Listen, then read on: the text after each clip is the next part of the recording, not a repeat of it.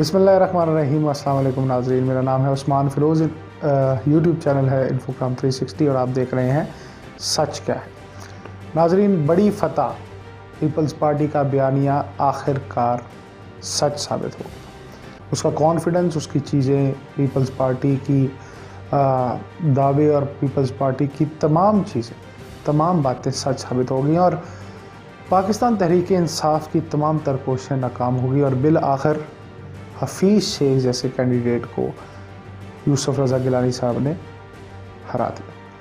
ناظرین، بہت سارے فیکٹرز اس میں، بہت ساری باتیں، ایک مہینے سے سینٹ انتخابات کی باتیں سن کے شاید عوام کے کان پک گئے ہیں، لیکن پاکستانی ہونے کے ناطے ان تمام چیزوں پر نظر رکھنا ہماری ذمہ داری ہے اور ہمیں حقیقت کا پتہ ہونا چاہیے کہ ایسا کیوں ہوا۔ ناظرین، زرداری صاحب نے اپنا جادو ایک دفعہ پھر دکھا دیا اور بڑی عجیب سی بات ہے کہ عمران خان صاحب کے تمام وزراء اور حکومت وقت اکثریت میں ہونے کے باوجود یہ الیکشن ہار۔ اس الیکشن کو اتنا امپورٹنٹ کیوں کہا جا رہا ہے، یہ بھی بہت امپورٹنٹ بات ہے، لیکن سب سے پہلے میں آپ کو حقائق بتاتا چلوں کہ ہوا کیا، کتنی سیٹوں پر الیکشن ہوا، کون جیتا اور اب موجودہ سینٹ کی صورتحال کیا بنے گی اور پی ڈی ایم کا اگلا عمل کیا ہے۔ آپ کو یاد ہوگا کہ پچھلے ویلاگ میں نے آپ کو پی ڈی ایم کا ایک گریٹ پلان دیا تھا کہ اصل میں پی ڈی ایم چاہ کیا رہی ہے اور پی ڈی ایم کے لیے یہ الیکشن حفیظ شیخ ورسز جو یوسف رضا گیلانی، اس کو جیتنا اتنا امپورٹنٹ کیوں ہے، کیونکہ ظاہر ہے نواز شریف صاحب، مولانا صاحب، بلاول صاحب، یہ آپس میں زرداری صاحب یہ آپس میں مشترکہ رائے یہ رکھتے تھے، خاص کر پیپلز پارٹی، کہ جو لانگ مارچ یا جو شدت کی سیاست ہے یا ڈی ریل کرنے والا سسٹم ہے اس کو نہیں ہونا چاہیے، بلکہ ان ہاؤس تبدیلی ہونی چاہیے۔ اور اس کے اوپر مولانا صاحب کو بلاول صاحب نے منا بھی لیا تھا کہ ہم یہ کر کے دکھائیں گے اور اگر ہم یہ کر دیں گے تو پھر لانگ مارچ کی ضرورت نہیں رہے گی، جو اب کہ نہیں نظر آتی۔ اب پہلے حقائق جانتے ہیں، پھر آپ کو بتاتے ہیں کہ اصل میں اب کیا ہونے جا رہا ہے، اس کے بعد کیا ہونے جا رہا ہے۔ اتنا بڑا کچھ ہو کے اس کے بعد کیا ہونے جا رہا ہے۔ تو ناظرین، آج بنیادی طور پر 37 نشستوں پر الیکشن ہوا۔ 37 پہ کس طرح؟ کیونکہ اس سے پہلے پنجاب میں جو ہے ناظرین وہ سیٹلمنٹ ہو گئی تھی، بلا مقابلہ 11 سینیٹرز منتخب ہو گئے تھے اور 11 سینیٹرز بلا مقابلہ جو منتخب ہوئے تھے ان کی ترتیب یہ ہے کہ اس میں مسلم لیگ نون کے ہاتھ آئی تھی 5 نشستیں، پیپلز پارٹی کے ہاتھ بھی آئیں 5 نشستیں اور 1 نشست گئی پاکستان مسلم لیگ کاف کی جانب۔ تو پیچھے بچی ناظرین 37 نشستیں جس کے اوپر آج الیکشن ہوا اور الیکشن کے نتائج کچھ ایسے تھے کہ ناظرین پی ٹی آئی نے کل 13 سیٹیں حاصل کی اور پیپلز پارٹی نے تو اپسیٹ کر دیا ناظرین، 8 سیٹیں لے لی، یعنی سندھ میں ایک بڑا اپسیٹ پیپلز پارٹی نے کیا۔ ویسے تو پورے ملک میں اپسیٹ کر دیا، مطلب قومی اسمبلی میں اکثریت ہونے کے باوجود یوسف رضا گیلانی صاحب کینڈیڈیٹ پی ڈی ایم کے کینڈیڈیٹ، مشترکہ کینڈیڈیٹ جیت گئے، یہ بھی ایک اپسیٹ، بڑا اپسیٹ تو یہ تھا۔ لیکن اس کے ساتھ ساتھ پیپلز پارٹی یہیں تک نہیں رکی، بلکہ پیپلز پارٹی نے سندھ میں بھی ایک بڑا دھماکہ کیا اور اس نے جہاں پہ توقع کی جا رہی تھی کہ کم سیٹیں لے گی وہاں پہ 1 سیٹ زیادہ لے لی اور 8 سیٹوں پر کامیاب ہو گئی۔ ناظرین، اب پی ٹی آئی نے یہ سیٹیں کہاں سے کیسے لیں، اس کی ڈویژن کیا ہے، یعنی کس صوبے سے کیا سیٹیں لیں۔ تو پی ٹی آئی نے کے پی کے سے 10 نشستیں لیں۔ میں نے آپ سے ابھی ذکر کیا کہ ٹوٹل نشستیں 13 حاصل کی، اس میں سے 10 اس نے خیبر پختونخوا سے حاصل کی، سندھ سے 2 نشستیں حاصل کی، جبکہ اسلام آباد سے 1 نشست حاصل کی۔ یہ تو تھی پی ٹی آئی کی ڈویژن۔ اب پیپلز پارٹی نے کیا کیا؟ پیپلز پارٹی نے ناظرین 7 نشستیں سندھ سے لیں اور 1 اسلام آباد سے لی، تو ٹوٹل ان کا ہو گیا 8 نشستیں۔ اور اسی طرح ناظرین ایم کیو ایم نے 2 سندھ سے لی، جے یو آئی ایف نے 3 نشستیں لی جن میں سے 2 بلوچستان سے اور 1 کے پی کے سے حاصل کی۔ اسی طرح بی اے پی نے ٹوٹل 6 نشستیں لی اور 6 کی 6 ہی بلوچستان سے لی۔ اسی طرح بی این پی نے 2 نشستیں لی اور یہ بھی بلوچستان سے لی ہیں اور آزاد ایک امیدوار جو ہے وہ سینٹ کی نشست حاصل کر چکا ہے، جس کو ناظرین حکومت کی حمایت بھی حاصل تھی۔ اس سارے صورتحال میں یعنی اگر اب صورتحال دیکھی جائے تو اس وقت جو سینٹ کا ایوان ہے وہ 100 سیٹس کا ہے. تو 100 سیٹس کا اگر ہم دیکھا جائے تو اس میں ایک بہت بڑا چینج آیا ہے جو میں آپ کو آخر میں بتاؤں گا، اور یہ بہت بڑی بات ہے اور اسی سے آپ کو پتہ لگے گا کہ اصل میں ہونے کیا جا رہا ہے. ناظرین بڑی عجیب بات تھی، 180 ارکان، ہم صرف قومی اسمبلی کی بات کرتے ہیں کہ قومی اسمبلی میں اکثریت اتحادیوں کی اور گورنمنٹ کی تقریباً 180 کے اوپر، 180 بامقابلہ اپوزیشن یعنی پی ڈی ایم پلس اتحادی اگر ملائیں تو وہ 160 بنتے ہیں. 341 نشستوں میں سے 340 ووٹ آج پڑے اور 340 ووٹس میں سے 180 حمایت یافتہ تھے مسلم لیگ معذرت کے ساتھ حکومت کے، جبکہ 160 جو تھے وہ اپوزیشن کے تھے. تو بظاہر یہ ناممکن تھا یوسف رضا گیلانی کا جیتنا، مطلب یہ شور شاٹ تھا کہ وہ یہ الیکشن ہار جائیں گے. لیکن اس حکومت کی ناقص پالیسیاں، اس حکومت کا گیپ، اس حکومت کے بہت سارے الزامات لگانے کی پالیسی، اور سب سے بڑی بات یہ کہ حفیظ شیخ خود جو ہے وہ بہت سے لوگوں کو ہضم نہیں ہوئے. اس ساری صورتحال پہ ناظرین 5 ووٹ زیادہ لیے ہیں اس وقت اپوزیشن نے اور 7 ووٹ مسترد ہو گئے. کلیئر پکچر ہے کہ ہوا کیا، کس کو جیتنا چاہیے تھا اور کون جیتا اور کیا وجہ تھی. اس میں ایک بات میں آپ کو یہاں پہ ایڈ کرتا چلوں ناظرین کہ اس کے اوپر 5 ووٹس کے اوپر بھی ایک بہت بڑا بیان آیا آصف علی زرداری کی طرف سے. آصف علی زرداری نے کہا کہ یہ 5 ووٹ کا مارجن بھی کم ہے، یعنی وہ ایکسپیکٹ کر رہے تھے کہ 20 ووٹوں سے شکست دیں گے اکثریتی جماعت کو یعنی حکومت کو.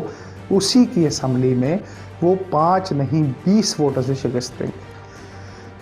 پیپلز پارٹی نے اپنے بیانیے کو سچ ثابت کر دیا. حکومت کو کھلبلی مچ چکی، حکومت اس وقت شاید کہیں بھی نظر نہیں آ رہی، حکومت کمزور ترین سطح پہ چلی گئی ہے. اس کی وجہ یہ ہے کہ اپنی ہی اسمبلی سے اس کو منہ کی کھانا پڑی. وزیر اعظم عمران خان کو سوچنا چاہیے اور انہوں نے سوچا بھی، بڑا مذائقہ خیز، لیکن وہ بھی میں آپ کو آگے چل کے بتاؤں گا. ناظرین اب اس کے بعد جیسے ہی اب الیکشن کا تو سارا سما آپ کے سامنے ہے، اس کے بعد کیا ہوا؟ اس کے بعد بلاول صاحب آئے. بلاول صاحب نے ایک بڑی مزیدار بات کی اور انہوں نے یہ کلیئر کٹ بات بتا دی کہ اب پی ڈی ایم کا لائے عمل کیا ہوگا. انہوں نے صاف صاف بتا دیا کہ اب باری ہے صادق سنجرانی کی یعنی چیئرمین سینٹ کی. اب چیئرمین سینٹ کی کیسے باری ہے؟ ایک بات تو یہ سامنے آ رہی ہے بہت زیادہ کہ آنے والے دنوں میں اکثریتی جماعت سینٹ میں پاکستان تحریک انصاف ہوگی. لیکن ناظرین 100 میں سے اس وقت ان انتخابات کے بعد 53 نشستیں اپوزیشن کے پاس. اپوزیشن اگر ہم کمپیریزن کریں حکومت سے اس الیکشن کے بعد تو وہ 6 سیٹیں اپوزیشن سے پیچھے ہیں. یعنی اس وقت صادق سنجرانی صاحب کو خوش کرنا ہوگا، حکومت کو خوش کرنا ہوگا، کیونکہ اگر وہ قومی اسمبلی میں حفیظ شیخ کو ہرا سکتے ہیں تو پھر صادق سنجرانی صاحب کا تو کوئی مسئلہ ہی نہیں ہے.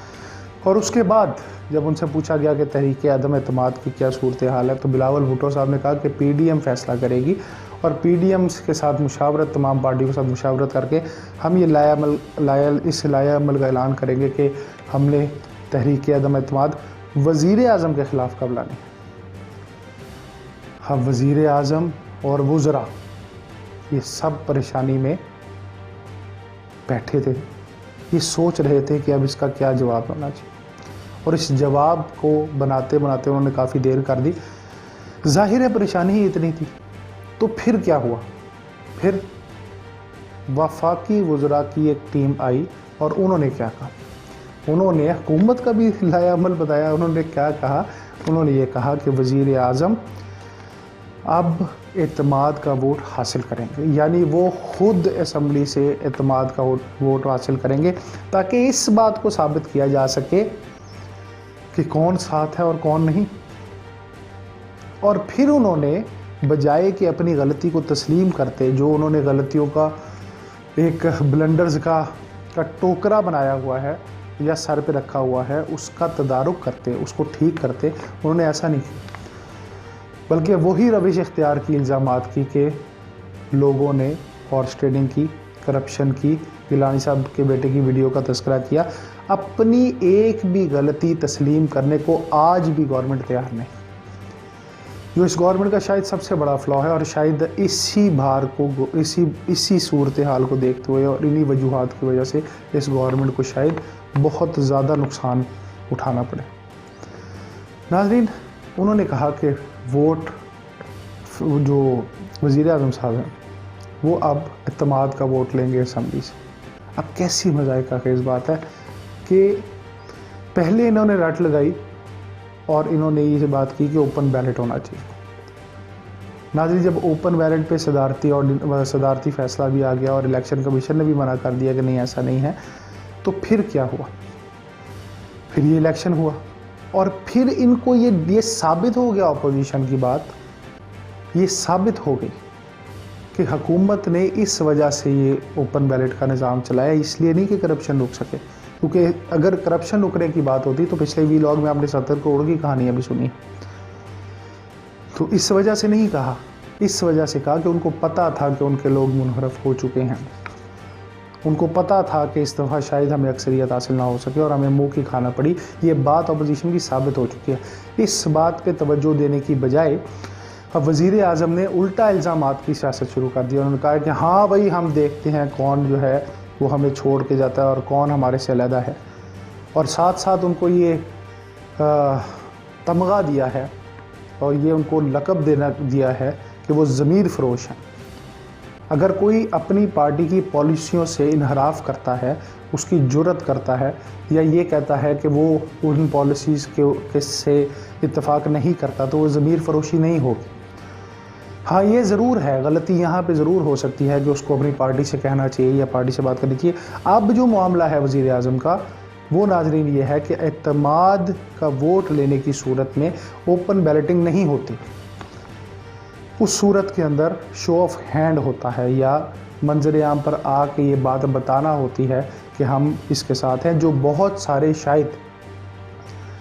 سارے لوگ جنہوں نے اس بار وفیسے کو ووٹ نہیں دیا، وہ مجبوری میں، سیاسی مجبوری میں ان کی مجبوری بن جائے گی وزیر اعظم کو ووٹ دینا۔ یعنی اس پوائنٹ سے وہ یہ ثابت کریں گے کہ اپوزیشن کا بیانیہ غلط تھا اور میں ٹھیک تھا، یعنی انہوں نے پیسے دے کے ہارس ٹریڈنگ کی۔ چلیں یہ بات بھی مان لیتے ہیں، تو کیا یہ تجزیاتی بات ٹھیک نہیں ہوگی کہ کل کو اگر ان کو ووٹ آف کانفیڈنس مل بھی جاتا ہے تو وہ لوگ ان کو دیں گے جنہوں نے پچھلی دفعہ کرپشن کی تھی بقول ان کے، تو کسی صورت بھی بیانیہ جسٹیفائی نہیں ہوگا۔ تو ناظرین، ایک ہی چیز کے 2-3 مختلف پہلو سامنے آ رہے ہیں۔ وزیر اعظم کی ڈائریکشن، وزراء کی ڈائریکشن اب بھی فلاح اور ترقی کی جانب نہیں۔ شاید اکانومی پہ اتنا کام کیا ہوتا جو انہوں نے الیکشن کے اوپر کیا ہے، میل ملاقاتیں کی، الزام تراشیاں کی، 3 دن 4 دن پارلیمنٹ ہاؤس میں بیٹھے رہے، عوام کے ساتھ رابطہ تک کرنا پسند نہیں کیا۔ اگر یہ سارا کچھ معیشت کے اوپر کیا ہوتا اور معاشی طور پہ ملک کو مستحکم کیا ہوتا تو شاید ان ساری چیزوں کی ضرورت پڑتی ہی نہ۔ ناظرین، ان تمام حقائق کی روشنی میں سیکھیے، جانیں، کیونکہ پاکستان آپ سے